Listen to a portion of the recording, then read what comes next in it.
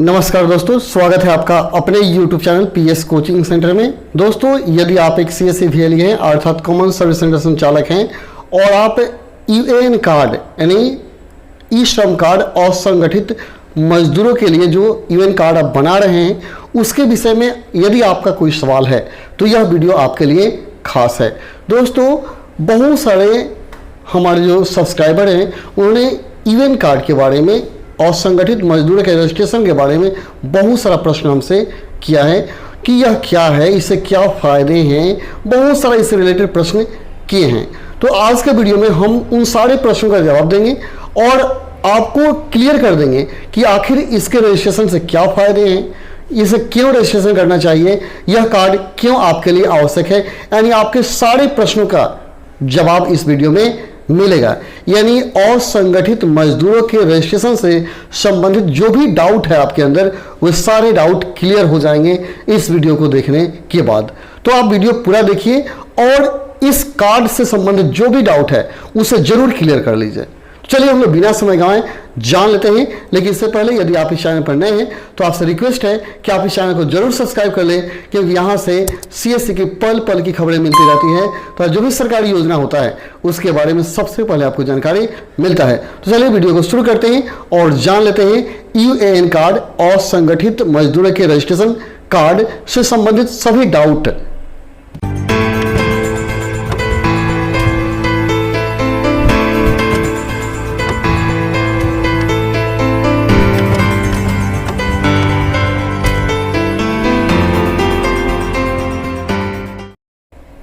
इसके लिए आप ब्राउजर में टाइप करेंगे ishram.gov.in और इस साइट पर आ जाएंगे। आने के बाद इसको आप हिंदी में कर लेंगे और हिंदी में करके यहाँ आप देखेंगे लिखा गया हमारे बारे में। यहाँ क्लिक करेंगे तो नीचे देखिए लिखा गया है पूछे जाने वाले प्रश्न। नीचे देखिए लिखा गया पूछे जाने वाले प्रश्न, तो इस पर क्लिक करेंगे। इस पर पूछे जाने वाले प्रश्न है, इस पर क्लिक करेंगे तो आपके जितने डाउट वाले प्रश्न हैं वे सारे प्रश्न यहाँ खुल के आपके सामने आ जाएंगे। यहाँ सबसे पहला प्रश्न है असंगठित कामगार कौन है।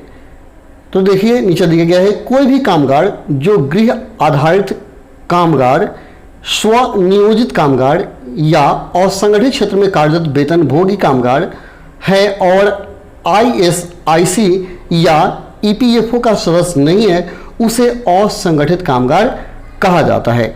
दूसरा क्वेश्चन आप देख सकते हैं यहाँ है असंगठित क्षेत्र क्या है। तो देखिए यहाँ दिया गया है असंगठित क्षेत्र में ऐसे प्रतिष्ठान इकाइयां शामिल है जो वस्तुओं सेवाओं के उत्पादन बिक्री में लगी हुई है और 10 से कम कामगारों को नियोजित करती है।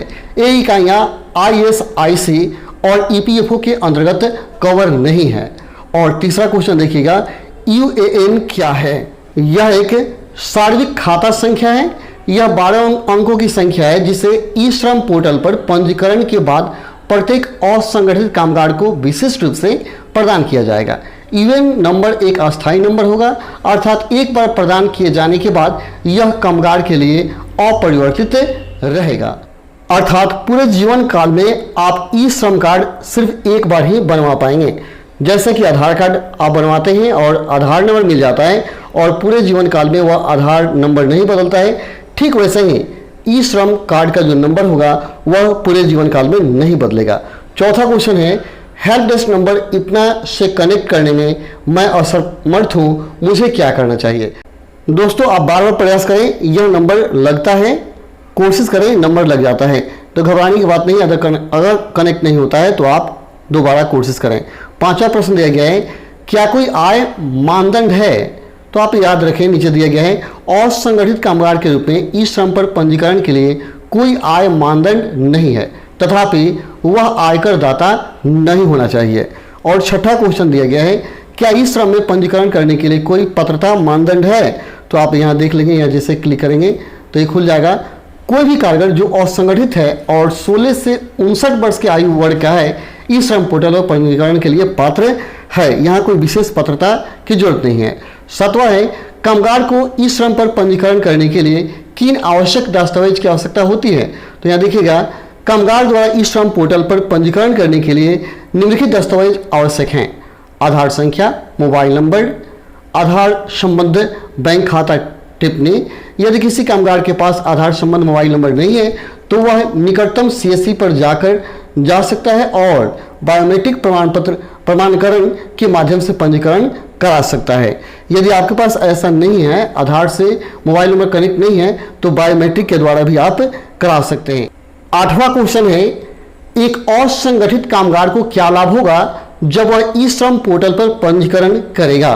तो आप देखिएगा, नीचे दिया गया है, केंद्र सरकार ने ई श्रम पोर्टल विकसित किया है जो असंगठित कामगारों का आधार से संबंध एक केंद्रीकृत डेटाबेस होगा। पंजीकरण के बाद उन्हें BPSBY के तहत 2 लाख का दुर्घटना बीमा कवर मिलेगा। भविष्य में असंगठित कामगारों के सभी सामाजिक सुरक्षा लाभ एवं पोर्टल के माध्यम से प्रदान किए जाएंगे। आपातकालीन और राष्ट्रीय महामारी जैसी स्थितियों में पात्र असंगठित कामगारों को आवश्यक सहायता प्रदान करने के लिए इस डेटाबेस का उपयोग किया जाएगा। अतः आपको इस पर जरूर रजिस्ट्रेशन कर लेना चाहिए। और 9वां क्वेश्चन है, असंगठित कामगार ई श्रम पोर्टल पर पंजीकरण कैसे कर सकता है। इसका उत्तर होगा, एक असंगठित कामगार ई श्रम पोर्टल पर जाकर या निकटतम सीएससी पर जाकर सहायता अप्रोच के माध्यम से अपना पंजीकरण करा सकता है। यानी आप नजदीकी साइबर कैफे से आप करा सकते हैं। 10वां क्वेश्चन यहां दिया गया है, क्या कामगार को ई श्रम में पंजीकरण के लिए कोई शुल्क देना होगा। तो देखिए, इसका उत्तर यहाँ नीचे दिया गया है। ई श्रम पोर्टल पंजीकरण निःशुल्क है। कामगारों को सीएससी ऑपरेटर सहित किसी संस्थान को कोई शुल्क देने की आवश्यकता नहीं है। और यहाँ 11 नंबर क्वेश्चन देखिएगा, क्या पंजीकरण के बाद कामगार के बैंक खाते से कोई कटौती होगी। आपका उत्तर होगा नहीं। सामाजिक सुरक्षा योजनाओं के अंतर्गत लाभ हो या केंद्र राज्य सरकार द्वारा प्रदाय अन्य लाभ हो कि सीधे कामगार के खाते में बाधारहित प्रदायगी सुनिश्चित करने के लिए बैंक विवरण प्राप्त किया जा रहा है। और 12 नंबर क्वेश्चन दिया गया है, क्या ई श्रम कार्ड की कोई वैधता अवधि है। तो आंसर होगा, यह एक अस्थायी संख्या है और जीवन भर के लिए मान्य है, इसके लिए कोई वैधता अवधि नहीं है। और 13 क्वेश्चन है, क्या कामगार को ईवन कार्ड का नवीकरण कराना होता है। प्रदान किए गए ई श्रम कार्ड के नवीकरण की कोई आवश्यकता नहीं है। कामगार नियमित रूप से अपना विवरण, मोबाइल नंबर, वर्तमान पता आदि अपडेट कर सकते हैं। अपने खाते को सक्रिय रखने के लिए वर्ष में कम से कम एक बार अपना खाता अपडेट करना आवश्यक है। और अगला क्वेश्चन है, ई श्रम में कामगार अपना विवरण कैसे अपडेट कर सकते हैं। तो आंसर होगा, ई श्रम के पोर्टल पर जाकर या सीएससी के माध्यम से कामगार अपना विवरण अपडेट कर सकते हैं। और 15 नंबर क्वेश्चन है, ई श्रम में कामगार कौन कौन से विवरण अपडेट कर सकते हैं। एक बार पंजीकरण होने पर कामगार ई श्रम पोर्टल पर जाकर या निकटतम सीएससी के माध्यम से अपना विस्तृत ब्यौरा जैसे मोबाइल नंबर, वर्तमान पता, व्यवसाय, शैक्षणिक योग्यता, कौशल के प्रकार, पारिवारिक विवरण आदि अपडेट कर सकता है। अर्थात इसे अपडेट करना काफ़ी आसान है। आप आसानी से सीएससी सेंटर पर जाइए या सेल्फ इसे अपडेट कर सकते हैं ऑनलाइन। और 16 नंबर क्वेश्चन है, एनसीओ क्या है। तो देखिए, इसका आंसर दिया गया है, यह कार्य की प्रकृति और कार्य को निष्पादित करने के लिए आवश्यक कौशल स्तर के आधार पर तैयार किए गए व्यवसाय का राष्ट्रीय वर्गीकरण है। यह एक अंतर्राष्ट्रीय पद्धति है तथा पूरे देश में एक समान है। व्यवसाय तथा कौशल स्तरों की तुलना, वर्गीकरण व श्रेणीबद्ध करने में यह सहायक है। यही आपका एनसीओ, यही कोड पंजीकरण के समय डाला जा रहा है। यह कोड पूरे विश्व में एक समान है, अतः यह कोड मान्य है। इसे आप अपने व्यवसाय के अनुसार याद रखें और जब भी रजिस्ट्रेशन कराएं यही कोड आप उसमें डालें, तब जाके आपका रजिस्ट्रेशन क्या होगा, सक्सेस होगा। 17 क्वेश्चन है, व्यवसाय की पहचान कैसे की जाती है। यानी व्यवसाय जो है आपका है उसका पहचान कैसे करेंगे। तो देखिए, यहाँ दिया गया है, पंजीकरण के समय कामगारों को व्यवसाय का चुनाव करना आवश्यक है। पहले स्तर पर कामगार को क्षेत्र का चुनाव करना होगा जो विस्तृत श्रेणी है जिसके तहत व्यवसाय आता है, जो कि चुनिंदा क्षेत्रों से संबंधित है। दूसरे स्तर पर यूजर को केवल संबंधित कार्ड कोड चुनने के लिए मिलेंगे। कामगारों को संबंधित कार्ड कोड का चयन करना होगा और जो कि कामगारों के लिए प्रतिचित्रण किया जाएगा। तो ये आपका है कि आप उसको आप क्या करेंगे, अपने प्राथमिक व्यवसाय के अनुसार कोड का चुनाव करेंगे। अगला दिया है, व्यवसाय कौशल कैसे भिन्न है। तो कौशल किसी विशेष कार्य को पूरा करने के लिए सीखा जाने वाला या प्राकृतिक क्षमता वाला कार्य है, जबकि व्यवसाय किसी व्यक्ति विशेष का सामान्य या प्रमुख कार्य या व्यापार विशेष रूप से जीविकोपार्जन के साधन के रूप में है। और अगला 19 नंबर क्वेश्चन देखिएगा, श्रम मंत्रालय द्वारा मेरे विवरण का किस प्रकार प्रयोग किया जाएगा। यह आधार के साथ जुड़ा एक केंद्रीकृत डाटाबेस है। इसका उपयोग केंद्रीय और राज्य मंत्रालय द्वारा एकीकृत विभिन्न कल्याणकारी योजनाओं के तहत लाभों की सुपुर्दगी के लिए किया जाएगा। यह प्रवासी और निर्माण कामगारों को उनके कार्यस्थल पर सामाजिक सुरक्षा और कल्याणकारी लाभों की सहायता भी सुनिश्चित करेगा। इसका उपयोग भविष्य में कोविड-19 जैसे किसी राष्ट्रीय संकट के दौरान पात्र कामगारों को सहायता प्रदान करने के लिए भी किया जा सकता है। अगला क्वेश्चन है पीएमएसबीवाई ई श्रम से कैसे जुड़ा है। तो यह दोनों कनेक्टेड है, आप याद रखें, पीएमएसबीवाई और ई श्रम कार्ड जुड़ा हुआ है। 22 नंबर क्वेश्चन आप लोग देखिए, क्या कोई हेल्प डेस्क है जिसमें मैं अपने प्रश्नों के समाधान के लिए संपर्क कर सकता हूं। तो हाँ, हेल्पलाइन नंबर है 14434। इस पर आप कोई भी प्रश्न पूछ सकते हैं और अपने प्रश्नों का जवाब पा सकते हैं। 23 नंबर क्वेश्चन है यदि असंगठित कामगार ई श्रम में पंजीकरण के पश्चात संगठित क्षेत्र में शामिल हो जाता है तो क्या हो जाएगा। तो देखिए यहां दिया गया है उसे केवल संगठित कामगारों के लिए परिभाषित लाभ प्राप्त होंगे जैसा उस पर लागू होगा, जैसा लागू होगा वही प्राप्त होगा। 24 है कामगार की मृत्यु होने पर किस प्रकार का पालन करना होगा। तो दिया है नामांकित व्यक्ति या परिवार के सदस्य को संबंधित दस्तावेज के साथ ई श्रम पोर्टल सीएससी पर दावा दायर करना चाहिए। वे अपने संबंधित बैंकों से भी संपर्क कर सकते हैं। यानी मृत्यु हो जाती है तो बैंक में और सीएससी पर जाकर उसे आप बंद करवा देंगे ई श्रम कार्ड को। अगला दिया है क्या मुझे अपनी जन्म तिथि और आमदनी का प्रमाण पत्र देना होगा। तो इसका आंसर देखिए दिया गया है अभी जन्म तिथि और आमदनी का प्रमाण पत्र देने की कोई आवश्यकता नहीं है, यानी इसकी कोई प्रमाण पत्र नहीं देंगे आप। 26 है मैं अपनी शिकायत के निवारण के लिए कहां जाऊं। तो निवारण के लिए आप क्या करेंगे, यहाँ एक दिया गया है आपके लिए लिंक, उस लिंक पर जाएंगे और अपना शिकायत कर सकते हैं। यहाँ लिंक आपका दिया गया है www.gms.eshram.gov.in, इस पर जाकर शिकायत दर्ज कर सकते हैं। और अगला क्वेश्चन देखते हैं 27 नंबर है क्या असंगठित कामगार के रूप में पंजीकृत होने के लिए शैक्षणिक योग्यता नियत है। तो आंसर होगा नहीं, सिर्फ यह अपेक्षित है कि वे असंगठित क्षेत्र में लाभप्रद रोजगार में नियोजित हैं। इसके लिए किसी भी शैक्षणिक योग्यता की आवश्यकता नहीं है। 28वां क्वेश्चन है नामांकन केंद्र में कौन कौन से दस्तावेज जमा किए जाने होंगे। तो आंसर होगा कामगार को कोई दस्तावेज प्रस्तुत करने की आवश्यकता नहीं है, परंतु जैसा कि आधार पंजीकरण के लिए अनिवार्य है उन्हें बैंक खाते के ब्यौरे के साथ अपना आधार कार्ड संख्या साथ रखना होगा। अगला प्रश्न है 60 वर्ष की आयु प्राप्त करने के बाद कामगार द्वारा क्या कार्रवाई लेने की आवश्यकता है। तो 60 वर्ष की आयु प्राप्त करने के बाद कामगार को कोई कार्रवाई करने की आवश्यकता नहीं है। इस श्रम परियोजना के तहत उन्हें उनका आधिकारिक लाभ प्राप्त रहेगा, इसमें आपको कुछ करने की आवश्यकता नहीं है।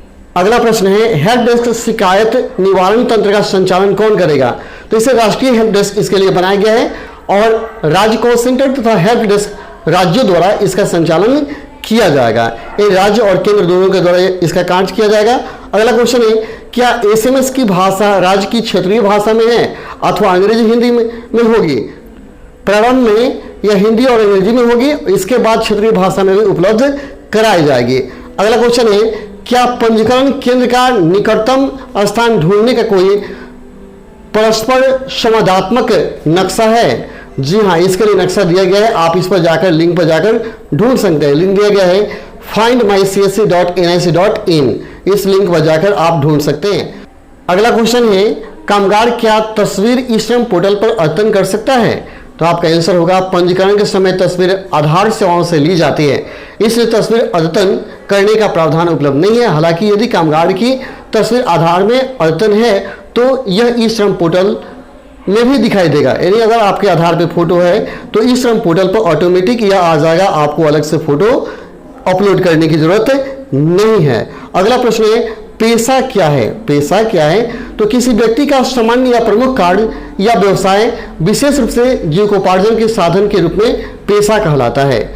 अगला क्वेश्चन देखते हैं प्राथमिक पेशा क्या है। वह गतिविधि जो श्रमिक की आय का मुख्य स्रोत है वह प्राथमिक पेशा कहलाता है। और 36 नंबर दिया गया है, यहाँ देखेंगे 36 द्वितीयक पेशा क्या है। द्वितीयक पेशा क्या है तो इसका आंसर होगा कोई अन्य गतिविधि जो आय का एक मामूली लेकिन महत्वपूर्ण स्रोत है, द्वितीयक पेशा कहलाता है। अगला क्वेश्चन, लास्ट क्वेश्चन है, मैंने अपना पंजीकरण मोबाइल नंबर खो दिया है, मैं अपना मोबाइल नंबर कैसे अपडेट कर सकता हूं, या ई श्रम पोर्टल पर कोई अन्य मोबाइल नंबर पंजीकृत करें? तो इसका आंसर देखिए दिया गया है, आप सीधे हेल्प डेस्क नंबर पर कॉल कर सकते हैं। अपने क्रेडेंशियल की पुष्टि करने के बाद ई श्रम पोर्टल पर आपका मोबाइल नंबर अपडेट हो जाएगा। वैकल्पिक रूप से आप मोबाइल नंबर अपडेट करने के लिए ई श्रम पोर्टल या निकटतम सीएससी या कृषि केंद्र पर भी जा सकते हैं। यानी आशा करते हैं कि आपको इसके बारे में संबंधित जितने प्रश्न हैं उन सारे प्रश्नों का उत्तर मिल गया होगा। अब कोई डाउट आपके पास नहीं होगा। यदि आप यहाँ आएंगे, यहाँ देखिए, यहाँ आएंगे तो आपको देखने को मिलेगा, यहाँ पे आपको देखने को मिल जाएगा कि इसमें अभी अपडेशन का कार्य चल रहा है। अपडेशन का कार्य चल रहा है, अभी सेल्फ रजिस्ट्रेशन हो रहा है और बहुत शीघ्र ही यह आपके डिजिटल सेवा पोर्टल पर लाइव हो जाएगा। अतः आप धैर्य रखें, बहुत जल्द लाइव होने वाला है अपडेशन होने के बाद। यहाँ क्लियर से आप देख सकते हैं। तो चलिए फिर मिलते हैं अगले वीडियो में, तब तक के लिए धन्यवाद। जय हिंद, जय भारत, जय भील साथियों।